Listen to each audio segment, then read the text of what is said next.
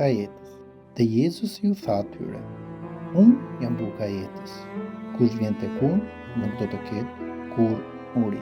Nga të gjithë titujt e tjerë që Krishti ka adresuar vetes, buka e jetës është një simbol i veçantë i rëndësishëm. Dëgjuesit e tij e dinin shumë mirë këtë krahasim të shkëlqyer.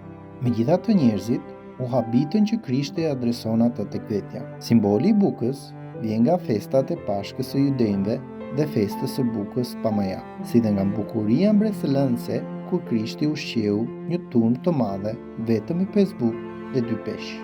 Jezusi i tregon atyre njerëzve haptas që buka dhe peshqit me të cilët ai i ushqeu do të shuaj urinë e tyre vetëm për pak kohë. Pas pak, ata do të jenë sërish të uritur. Kurse ta hash bukën e jetës, kjo është krejt tjetër gjë. Ajo të jep kënaqësi të plotë. Buka e jetës përmban të gjithë ingredientët e nevojshëm për një jetë dhe shëndet shpirtëror.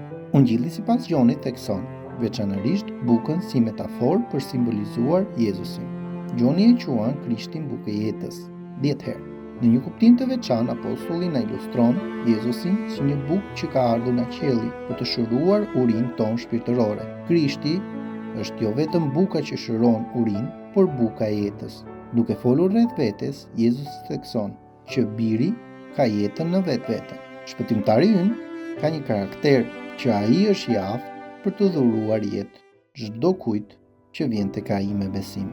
Ne përfitojmë nga buka vetëm kur e ham atë dhe e tretim atë dhe e thithim në organizëm. Ashtu është edhe me Krishtin. Ai si buka e jetës ka ardhur nga qielli dhe duhet ngrënë, tretur dhe asimiluar me karakterin tonë. Djegësit e Krishtit duhet të ushqehen shpirtërisht çdo ditë me anë të Krishtit, që është buka e jetës. Shpëtimtari ynë është buka e jetës dhe ne, duke vëzhguar e duke pranuar dashurinë e tij, ham bukën që ka ardhur nga qielli. Lutja ime sot: O Zot, unë të lutem me një besim të çiltër. Buka qiellore më ushqen mua që të mos të jem më i uritur. Amen.